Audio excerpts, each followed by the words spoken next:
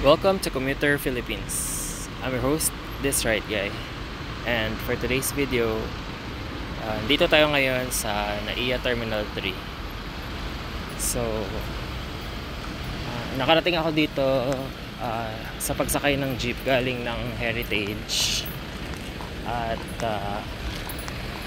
bumaba sa may bandang Nichols. Doon banda. Yan. Diyan. Tapos naglakad ko na lang. Yan. Ito yung Terminal 3. So para makarating dito galing MRT, may tatlong paraan. So una, sakay ka ng jeep na biyaheng Nichols. Tapos baba ka sa Nichols o kaya doon sa may banda sa may Resorts World, may tawiran doon. Yan. Tapos pwede ka ring sumakay ng airport loop na bus, pero wala pa yun sa gantong oras. At pwede ka ring sumakay papuntang Victory Liner. May Victory Liner na UBE Express na bus na bumabiyahe papunta dito. Kaso 150 yung pamasahe compared sa jeep na 13 pesos lang. Yan. Pag galing ka naman ng PTEX, may UBE Express din doon. Yung tag 150 saka yung tag 50. Airport loop yung tag 50.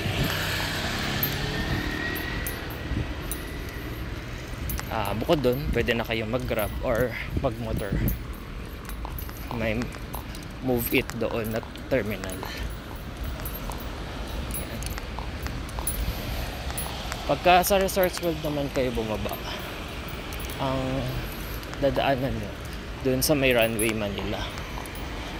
Yan. Pero doon ako bababa sa may barangay. Tapos nilakad ko na lang dito. Minsan kasi mahirap dumaan dun.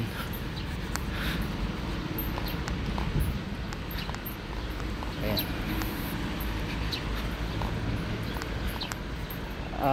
Saan pa ba mga sakay ng UB Express? Meron sila sa Alabang. Sa Alabang nasa may South Park sila. Wala sila sa Star Mall.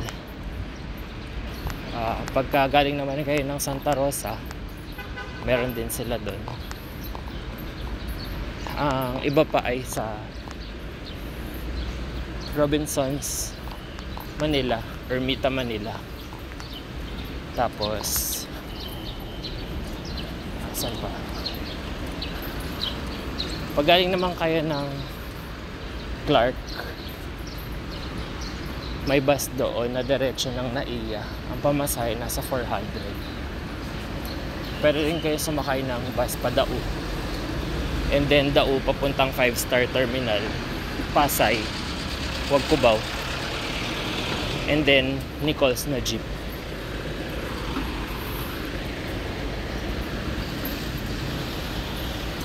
Pagka galing ka naman ng Baguio, may Solid North saka Genesis na bumabiyahe hanggang NAIA 3. Tapos yung Solid North na diretso ng PITX. Ito na yung Terminal 3. Good morning sa mga nanonood. Salamat sa dalawang nanonood ng gantong oras. Pupunta tayo ngayon sa Mindanao. Welcome to Commuter Mindanao na po tayo. So, naudlot siya. November pa dapat may Commuter Mindanao na. Kaso, hindi natuloy. Ngayon pa lang ulit. Ayan. Punta muna natin yung terminal ng bus. Ayan. Bago tayo pumasok sa loob.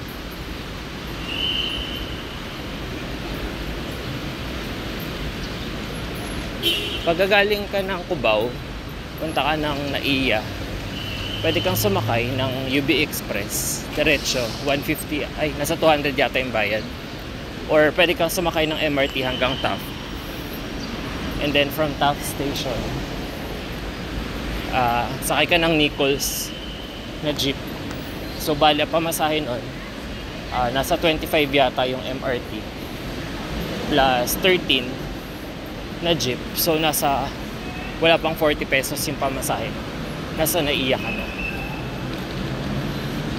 Pero kung may bit-bit ka, mas okay sumakay ng bus. Ayan. So nasa basics na tayo. Puntahan natin yung bay ng Genesis.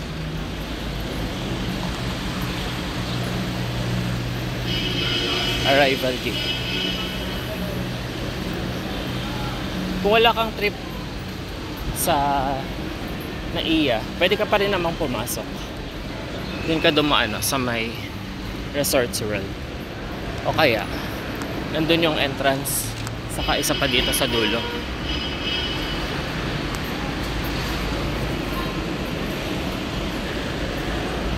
Ayan. Wala akong nakikitang airport loop bus ngayon. So maya pa sila umaga mag-ooperate.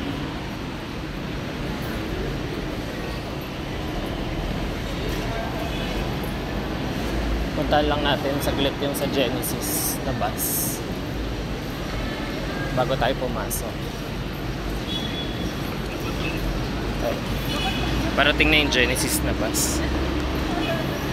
So yung biyahe dito ng Genesis, papunta lang ng Clark. So kung pupunta ka ng Baguio, punta ka muna sa terminal nila sa Pasay.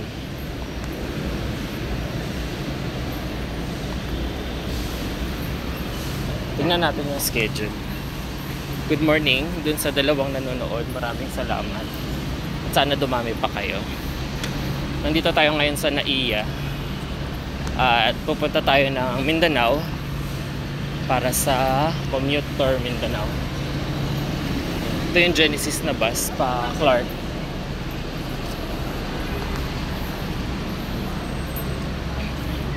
(6 AM yung flight natin. So medyo maaga pa tayo. Oras na ba? 4:35. Ayan, 4:35. So ito yung schedule ng P2P na papuntang Clark. Ayan. So nasa 400 ang pamasahe hanggang Clark. Ayan. So pinakamaaga nila pa Clark, alas 12. Last trip nila 10:30 ng gabi. Pag galing ka naman ng Clark, alas 2 hanggang alas 10. Nasa isa't kalahating oras yung biyahe. Tapos daraan sila ng Skyway. So ito yung asan na ba isang entrance? Hanapin natin isang entrance.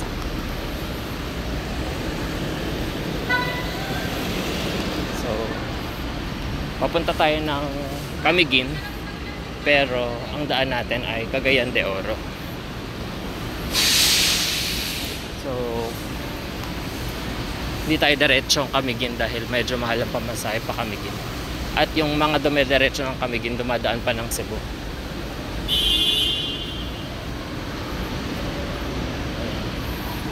So thank you for watching, and don't forget to like, share, and subscribe to my YouTube channel.